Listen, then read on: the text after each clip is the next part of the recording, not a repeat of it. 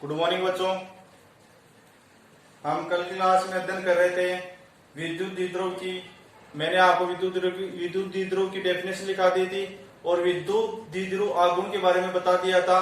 तो विद्युत द्विध्रुव क्या होती है इसकी डेफिनेशन आपको मैंने बता दी थी और मैंने आपको पॉइंट डलवा दिया था विद्युत द्विध्रुव की भौतिक सार्थकता का। तो पॉइंट डालो आप।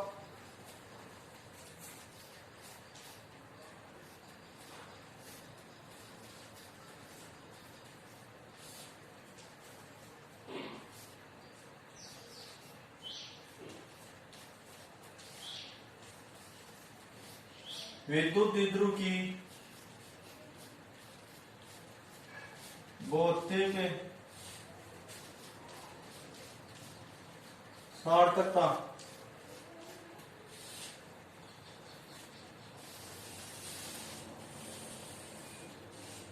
विद्युत द्विध्रुव की भौतिक सार्थकता के बारे में इसके अंदर किसके बारे में अध्ययन करेंगे? हम अणुओं के बारे में अध्ययन करेंगे कि अध्रुवीय अणु और ध्रुवीय अणु कौन से होते हैं और अध्रुवीय अणु कौन से होते हैं, इनके बारे में अध्ययन करेंगे। तो आप पहले पॉइंट डालो आप अध्रुवीय अणु। अध्रुवीय अणु किसे कहते हैं तो इसके बारे में लिखो आप। पहले एडिट डालो अध्रुवीय अणु।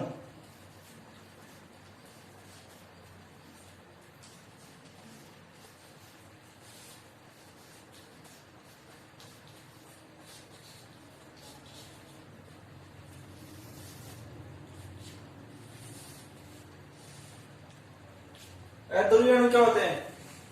जब किसी निकाय में धन व ऋण आवेश एक समान रूप से वितरित हो तथा दोनों का केंद्र एक ही हो तो क्या कहलाता है? अध्रुवीय अणु कहलाता है। तो इसकी डेफिनेशन लिखो आप। जब किसी अणु में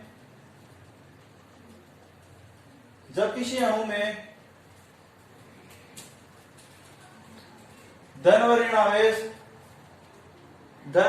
आवेश एक समान से वितरित हो, धन व ऋण आवेश एक समान से वितरित हो तथा दोनों का धन और ऋण आवेश दोनों का तथा दोनों आवेशों का प्रभावी केंद्र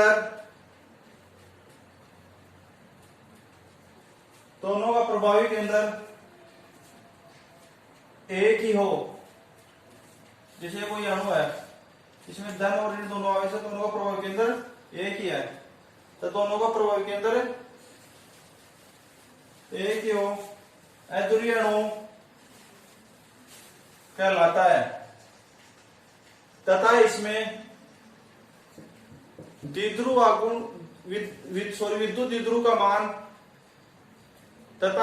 द्विध्रुव का मान उदासीन होता है तथा विद्युत द्विध्रुव आघूर्ण का मान शून्य होता है।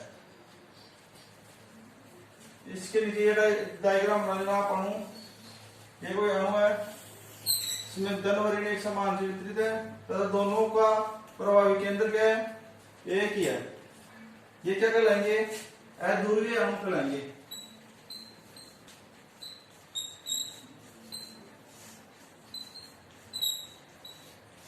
कौन से अणु कहलाएंगे? अध्रुवीय अणु कहलाएंगे।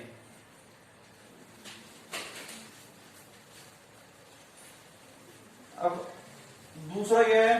अध्रुवीय अणु हो गया, दूसरा डालो ध्रुवीय अणु।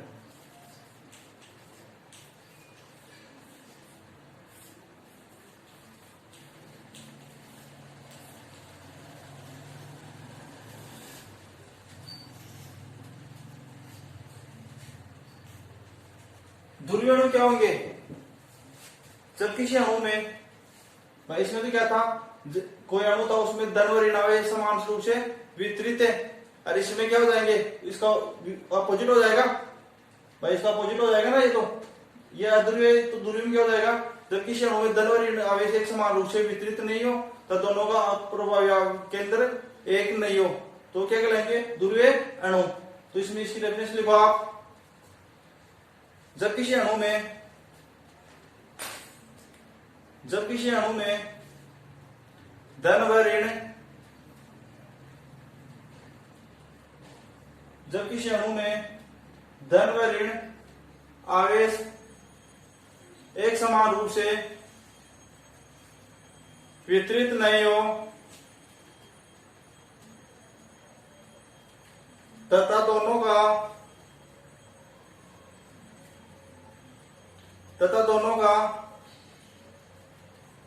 अंदर दोनों आवेश और धन और ऋण आवेश होगा तथा दोनों का प्रभावी केंद्र भिन्न भिन्न हो। कैसे? जैसे कोई अणु है, इन दोनों का प्रभावी केंद्र क्या होगा? भिन्न भिन्न होगा तथा दोनों का प्रभावी केंद्र भिन्न भिन्न होता है। ध्रुवीय अणु कहलाते हैं।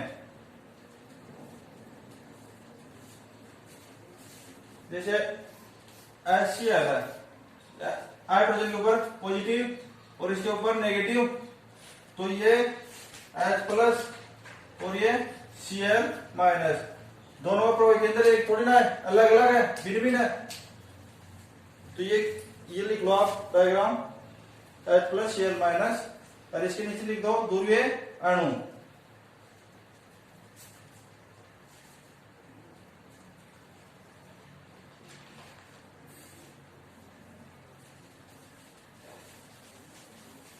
यह हो गया विद्युत ध्रुव की भौतिक सार्थकता के अंदर मैंने बता दिए ध्रुवीय अणु और अध्रुवीय अणु के बारे में अध्ययन किया हमने।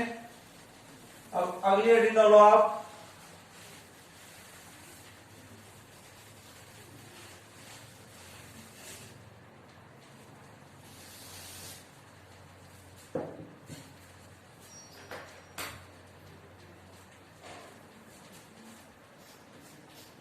विद्युत द्विध्रुव के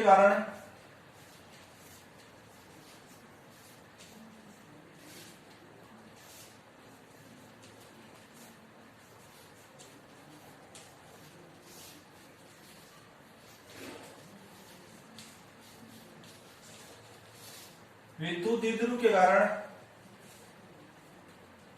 किसी बिंदु पर विद्युत क्षेत्र की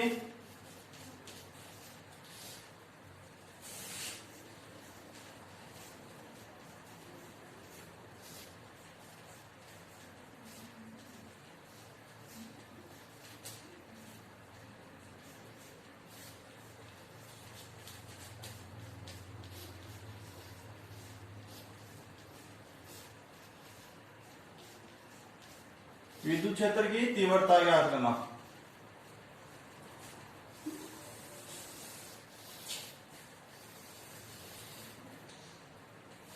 पहले तो क्या करे थे हम, कोई आवेशों के निकाय कारण किसी बिंदु पर विद्युत क्षेत्र की तीव्रता याद करते हैं। आप क्या लेंगे? विद्युत द्विध्रुव के कारण।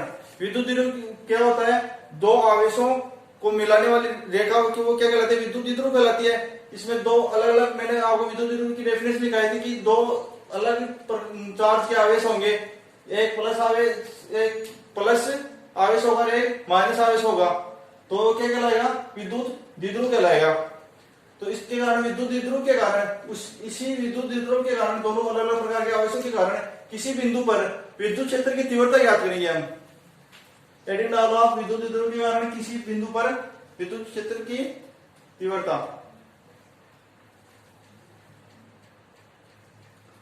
तो विद्युत क्षेत्र की तीव्रता दो प्रकार से याद करेंगे, एक तो अक्षीय रेखा के ऊपर और एक निरक्षीय रेखा के ऊपर। अक्षीय रेखा तो कौन सी होगी? आपने मैथ में पढ़ा होगा, ये तो कौन सी रेखा होती है? अक्ष डैश, ये वाई डैश। तो इसको तो क्या कौन सी रेखा बोलते हैं? अक्षीय, और ये निरक्षीय। तो पहले तो इस अक्षीय रेखा के ऊपर याद करेंगे विद्युत क्षेत्र की तीव्रता, फिर इस निरक्षीय रेखा के ऊपर याद करेंगे विद्युत क्षेत्र की तीव्रता। तो पहले अक्षीय रेखा के ऊपर याद करेंगे। तो इसमें पहला पॉइंट डालो आप,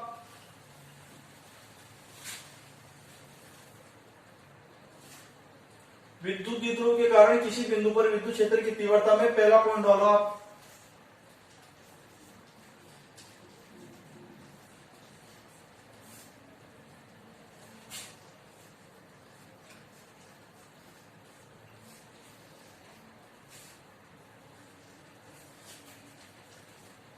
अक्षीय रेखा या अक्षीय स्थिति।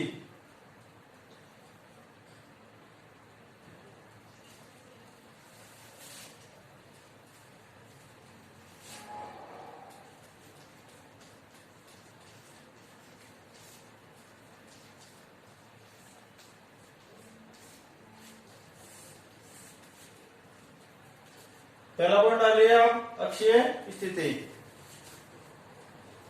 और इसका दूसरा नाम क्या है? अनुदैर्ध्य स्थिति।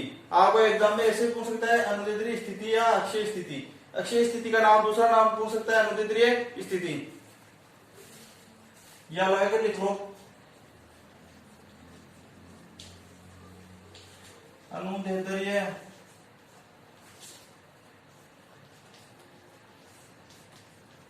स्थिति।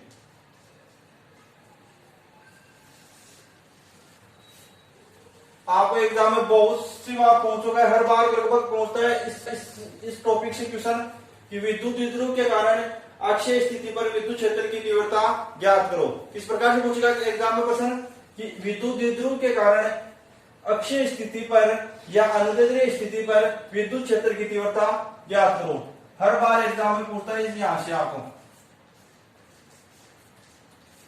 लगभग यहां से एक तो अक्षीय स्थिति से, या तो अक्षीय स्थिति से पूछ लेगा या फिर निरक्षीय स्थिति से पूछ लेगा। इन दोनों में से एक पॉइंट में से हर बार लगभग पूछता है आपको।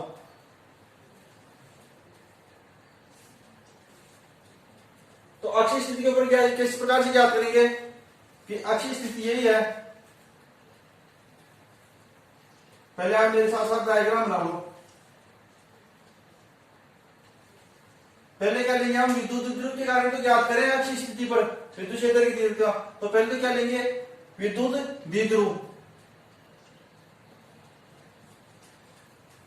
ये माइनस क्यू, ये प्लस क्यू, ये ए, इसको नाम दे दो बी।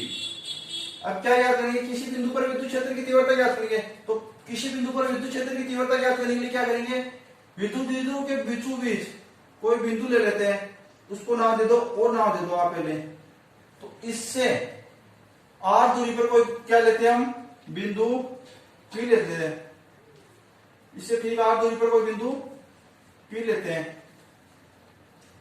इससे कितनी दूरी पर लिया हमने, आर दूरी पर। और इन दोनों आवेशों के मध्य की दूरी कितनी है, 12 होती है।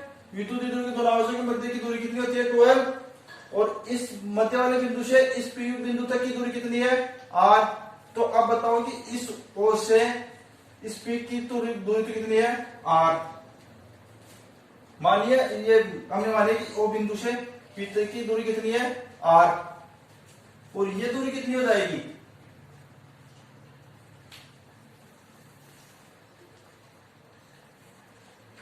माइनस क्यू से पी तक की दूरी कितनी हो जाएगी आपकी, आर प्लस एल। कितनी हो जाएगी, आर प्लस एल हो जाएगी। कि आर तो ये है और ये बीचों बीच है पॉइंट, तो ये एक एल तो ये हो गया और ये एल हो गया। 12 है कंप्लीट लंबाई, तो एल एल 12। तो ये यहां से माइनस क्यू से पी तक की दूरी कितनी हो जाएगी, आर प्लस एल। कितनी हो जाएगी, आर प्लस एल। और जब हम इतनी सी दूरी ज्ञात करें, प्लस क्यू से पी तक की दूरी ज्ञात करें, तो ये कितनी हो जाएगी भाई, ये तो पूरी आर है, तो ये कितनी हो जाएगी, जब आर में से एल घटा दें, ठीक, ओ से प्लस क्यू तक की दूरी घटा दें हम, ये एल है, ये घटा दे तो ये दूरी बच जाएगी। तो ये दूरी कितनी हो जाएगी आपकी, आर माइनस एल। कितनी हो जाएगी, आर माइनस एल हो जाएगी। तो बस इसमें कुछ नहीं है, पहले आपको ये एडिंग डालनी है और फिर इसके बारे में नीचे ये पहले डायग्राम बना लो आप, फिर इसके नीचे लिखो आप इसके बारे में कुछ।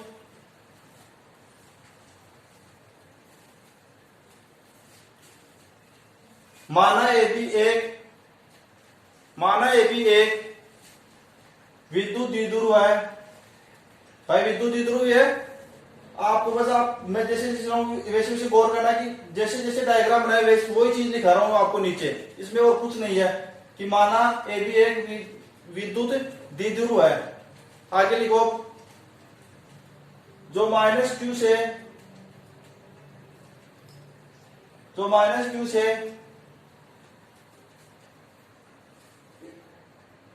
प्लस क्यू से माइनस क्यू से प्लस क्यू तक मिलकर बना है।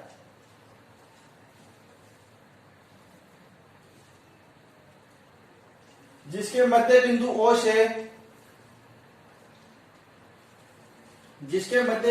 से R दूरी पर कोई बिंदु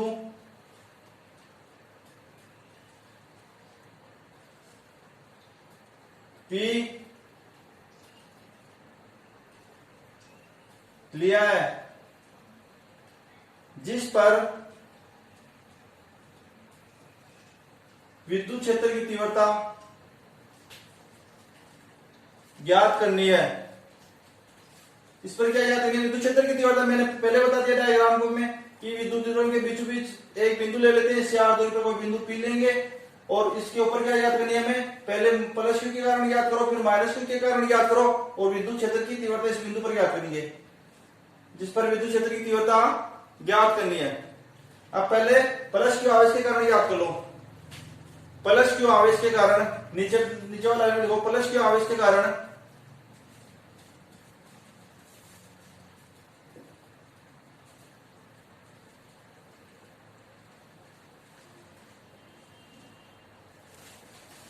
एक बार डायग्राम को छोटा बना देता हूं इधर।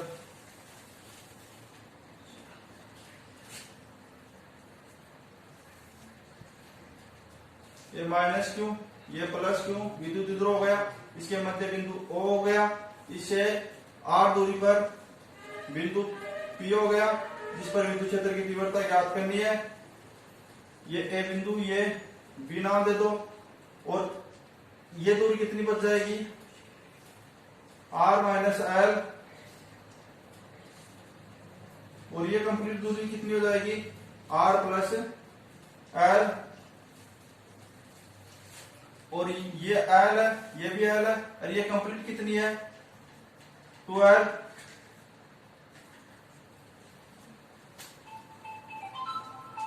इस पर विद्युत क्षेत्र की तीव्रता ज्ञात करेंगे हम।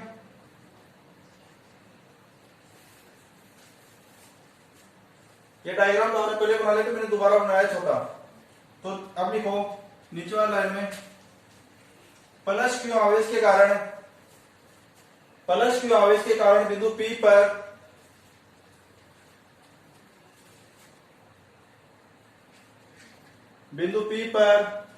विद्युत क्षेत्र की तीव्रता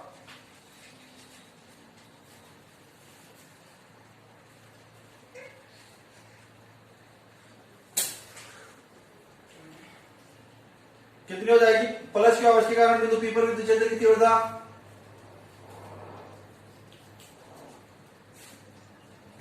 E2 है। कितनी लग जाएगी? E2 नाम दे दो इसको। तो विद्युत क्षेत्र की तीव्रता भाई ये भी प्लस है और ये P बिंदु पर कौन सा आवेश है? प्लस आवेश है। कि मैंने आपको पहले बताया था कि किसी बिंदु पर प्लस आवेश लेके उस पर विद्युत क्षेत्र की तीव्रता ज्ञात कर लेंगे। तो ये भी पॉजिटिव है, ये भी पॉजिटिव है, तो इन दोनों के मध्य प्रतिकर्षण होगा, तो विद्युत क्षेत्र की तीव्रता किस तरफ होगी? इस तरफ होगी। तो इस डायग्राम में बना देना आप, इस प्रकार से ये बना देना और इसको नाम देना E2। बिंदु P पर प्लस के आवेश बिंदु P पर विद्युत क्षेत्र की तीव्रता। अब नीचे लिखो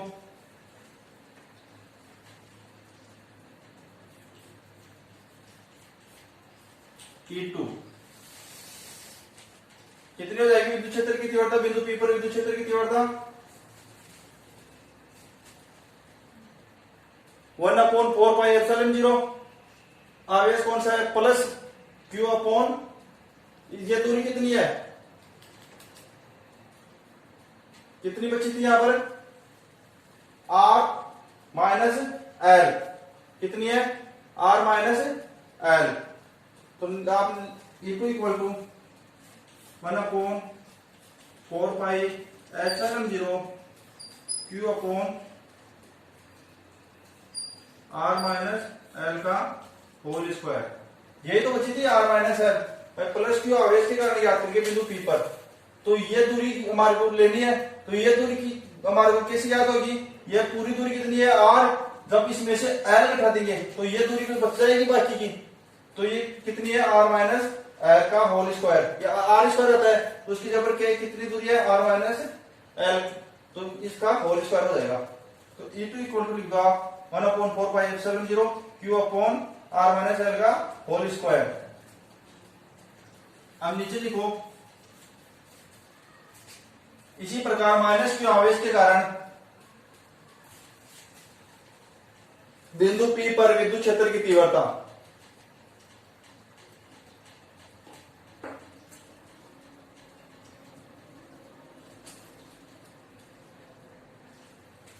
इसको E1 नाम दे दो या फिर E2 नाम दे दो।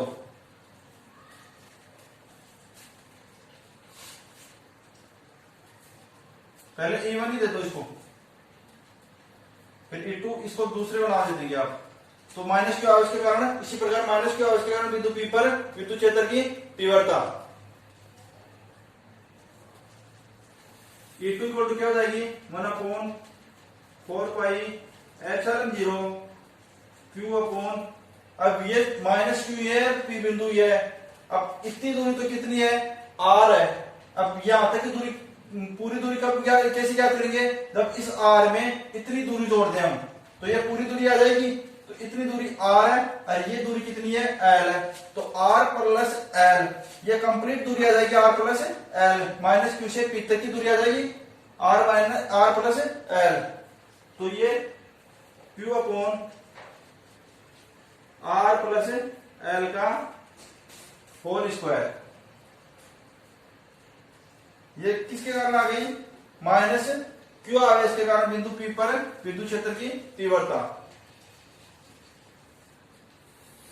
अब नीचे देखो, इसके नीचे बिंदु P पर परिणामी विद्युत क्षेत्र की तीव्रता। अब इससे पहले देखो, आपको मैंने बताया माइनस क्यू आवेश के कारण बिंदु P पर विद्युत क्षेत्र की तीव्रता। अब इसकी दिशा किस तरफ होगी, E2 की दिशा किस तरफ होगी, E1 की दिशा तो बाहर की तरफ होगी प्लस क्यू आवेश के कारण, और इस माइनस क्यू आवेश के कारण E2 की दिशा किस तरफ होगी, इस तरफ होगी। इसको नाम दे दो E2। डायग्राम में दर्शा देना आप दिशा भी। इसके नीचे लिखो बिंदु P पर परिणामी विद्युत क्षेत्र की तीव्रता। इस प्रकार से याद करेंगे, परिणामी विद्युत क्षेत्र की तीव्रता E equal to E1 minus E2।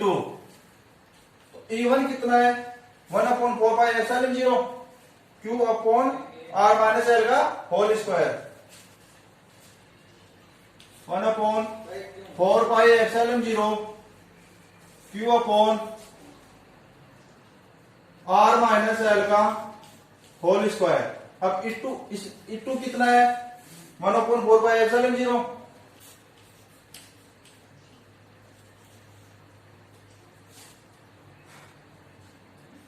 Q upon R plus L का होल स्क्वायर।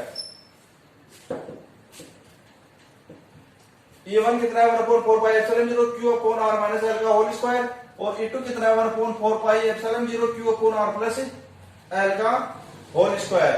अब क्या करेंगे, आशिक क्या को बना रहा है 1/4πε0 को बना रहा है, तो इसको बाहर ले लो 1/4πε0 बाहर ले लिया। क्या बच गया यहां पर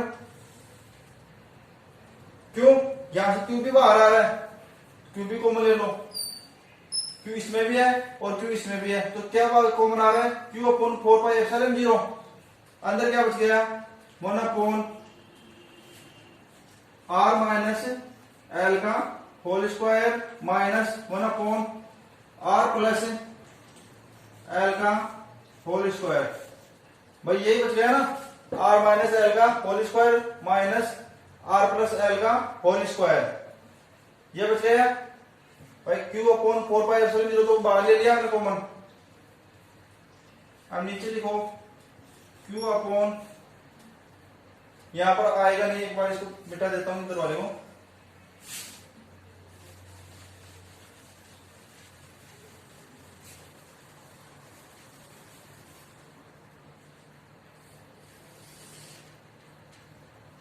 यहां से देखना इक्वल टू, बाहर क्या लिया था क्यू अपॉन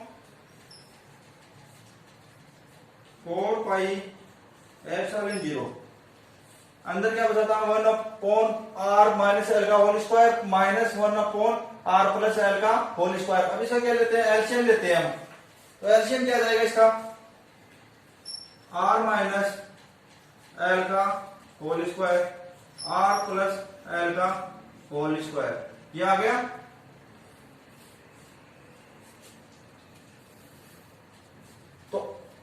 इसके नीचे क्या है, आर माइनस एल का होल स्क्वायर, तो ये आर माइनस एल का होल स्क्वायर, क्या बच गया, आर प्लस एल का होल स्क्वायर। आपको एलसीएम लेना तो आता होगा, माइनस यहां पर क्या है, आर प्लस एल का होल स्क्वायर, यहां पर आर प्लस एल का होल स्क्वायर, क्या बच गया, आर माइनस एल का whole square, R minus L का होल स्क्वायर। अब E equal to Q upon 4 pi epsilon 0। ये तो कौन सा सूत्र है, a प्लस बी का होल स्क्वायर, और ये a माइनस बी का whole square. a plus B का होल स्क्वायर क्या होता है, a square plus B square plus 2ab, और a माइनस बी का होल स्क्वायर क्या होता है, a square plus B square minus 2ab। तो ये क्या हो जाएगा, a प्लस बी की जगह पर क्या है, r प्लस l, तो ये लिख दो, a प्लस बी का होल स्क्वायर लगा दो इसमें, यहां पर आप लिख लेना a प्लस बी के होल स्क्वायर, और सूत्र से क्या होता है, a square plus B square plus 2ab, ये होता है। तो यहां पर क्या है, are square sorry r plus L का होल स्क्वायर है, यहां पर आर लिख देंगे और प्लस यहां पर एल लिख देंगे, तो क्या हो जाएगा, ए की जगह पर तो आर और बी की जगह पर एल, तो R square plus L square plus 2rl, ये तो ये हो गया माइनस। अब कोष्टक में लेंगे इसको, भाई बाहर माइनस का चिन्ह है तो इसको कोष्टक में लेंगे, आर माइनस एल का होल स्क्वायर, वो ए माइनस बी का होल स्क्वायर, तो आर स्क्वायर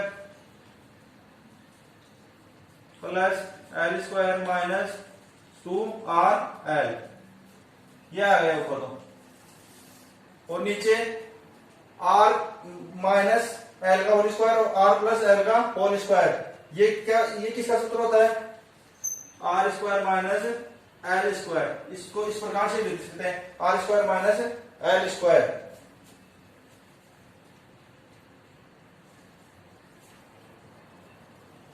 ये इतना हो गया।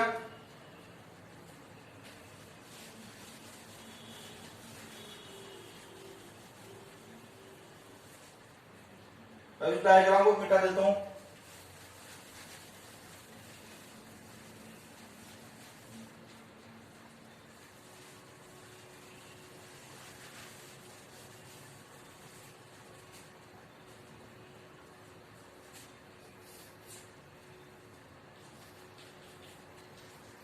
E equal to Q upon 4 pi epsilon 0 कोष्टक में r square plus L square plus 2rl minus कोष्टक r square plus L square minus 2rl, नीचे बच गया था r square minus L square, ये बच गया था नीचे r square minus L square.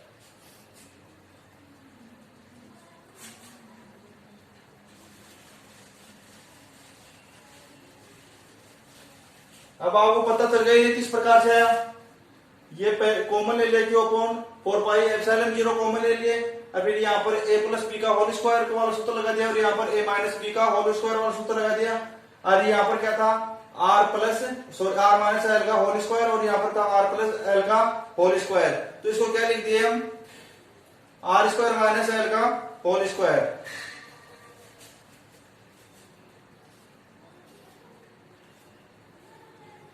R square minus L square का होल स्क्वायर।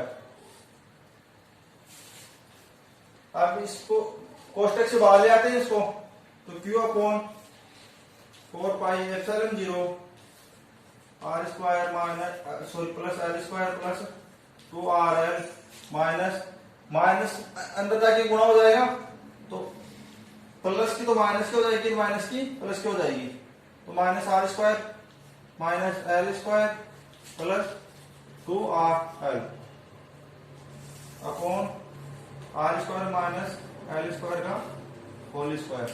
अब देखो क्या घट रहा है, आर स्क्वायर प्लस का आर स्क्वायर माइनस का एल स्क्वायर प्लस का एल स्क्वायर माइनस का, ऊपर तो क्या बच गया 2rl plus 2rl 4rl, Q upon 4 pi epsilon 0 4RL, ऊपर तो 4RL बच गया और नीचे R square minus L square का होल स्क्वायर, नीचे ये बच गया। तो अब R स्क्वायर का मान हमेशा ज्यादा होता है किससे, L स्क्वायर से। तो L स्क्वायर क्या होगा, L स्क्वायर का मान कितना होगा, 0। तो L स्क्वायर का मान तो क्या होगा, 0 यहाँ पर। तो अब क्या बचेगा, R स्क्वायर माइनस 0, यानी कि R स्क्वायर बचा, तो R स्क्वायर का होल स्क्वायर, यानी कितना आया, Q upon 4 pi epsilon 0 4RL upon R की घात 4, यह बच गया, इतना उतारो।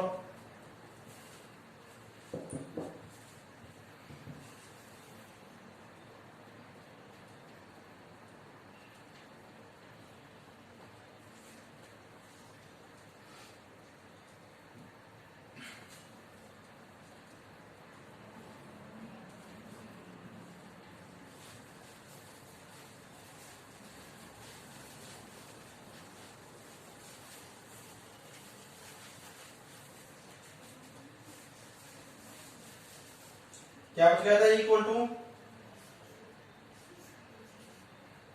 Q upon 4 by epsilon 0 4RL upon R square, R की घात 4। अब एक R से एक R की घात कर दी, यहां पर कितनी बच गई, R की घात 3। तो equal to Q upon 4 pi epsilon 0 4L upon R की पावर 3।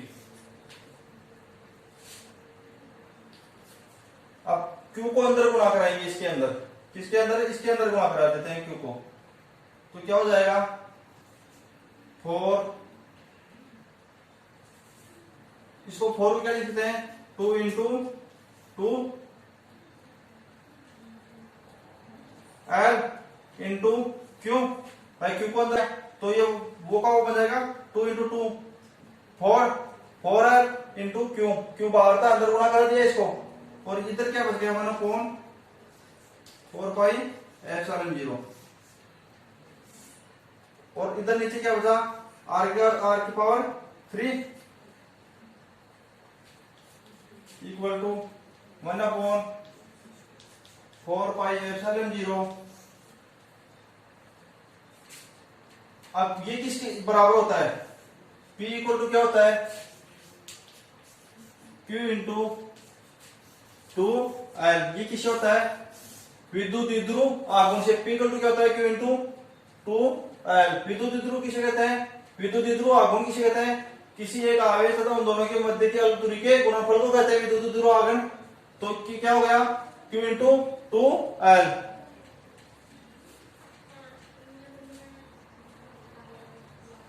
तो इसमें लिख दो 2P, बट यहां पर क्या आ जाएगा, P आ जाएगा, Q इंटू 2L की जगह पर क्या आ जाएगा, P, तो 2P अपॉन R की पावर 3, इतना उतारो।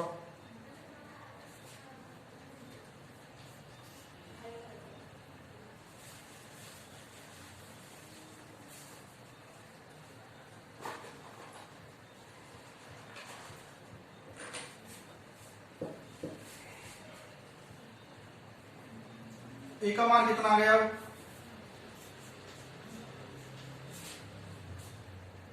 1 upon 4 pi epsilon 0 2P upon RQ, क्या आ गया, equal to 1 upon 4 pi epsilon 0 2P upon RQ। और ये क्या दिया था हमने, विद्युत क्षेत्र की, इसका मात्रा क्या होता है, न्यूटन अपॉन न्यूटन पर कूलम। उतार लो इतना।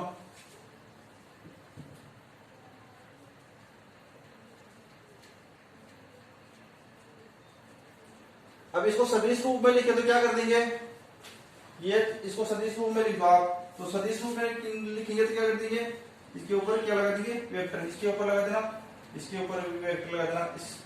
पहले बिना वेक्टर लगाए हुए के नीचे लिख देना सदिश रूप में फिर सदिश रूप ऐसे लिखे, फिर इसके ऊपर वेक्टर लगा के इसको दोबारा लिख देना, न्यूटन पर कूलम्ब। यह हो गया आपका विद्युत द्विध्रुव के कारण अक्षीय स्थिति पर विद्युत क्षेत्र की तीव्रता। क्या हो गई? विद्युत द्विध्रुव के कारण अक्षीय स्थिति पर विद्युत क्षेत्र की तीव्रता। तो आपको एग्जाम पूछ लेगा विद्युत द्विध्रुव के कारण अक्षीय स्थिति पर विद्युत क्षेत्र की तीव्रता ज्ञात करो। और दूसरा पूछ लेगा आपको, दूसरा पॉइंट अभी कराऊंगा, निरक्षीय स्थिति पर या अनुप्रस्थ स्थिति, निरक्षीय स्थिति को क्या बोलेंगे? अनुप्रस्थ स्थिति। और अक्षीय स्थिति को क्या बोलते हैं? अनुदैर्ध्य स्थिति। आपको एग्जाम में अनुदैर्ध्य स्थिति पूछ सकता है, अक्षीय स्थिति भी पूछ सकता है, और उसको निरक्षीय स्थिति पूछ सकता है, और अनुप्रस्थ स्थिति भी पूछ सकता है। तो आपको एग्जाम पूछ लेगा विद्युत द्विध्रुव के कारण अक्षीय स्थिति पर विद्युत क्षेत्र की तीव्रता ज्ञात करो। तो आपको मैंने जो ये बताई है वो सब कुछ लिखे और ये लिख देना आपको। इसका आंसर कितना आ गया? E = 1/4πε0 2p upon r cube. और सदिश रूप में इस सदिश इक्वल टू 1/4πε0 2p सदिश अपॉन r क्यूब न्यूटन पर कूलम्ब। आज की क्लास में इतना ही काफी, बाकी का कल बताएंगे। आपको क्या बताएंगे? निरक्षीय स्थिति पर या अनुप्रस्थ स्थिति पर विद्युत क्षेत्र की तीव्रता विद्युत द्विध्रुव के कारण।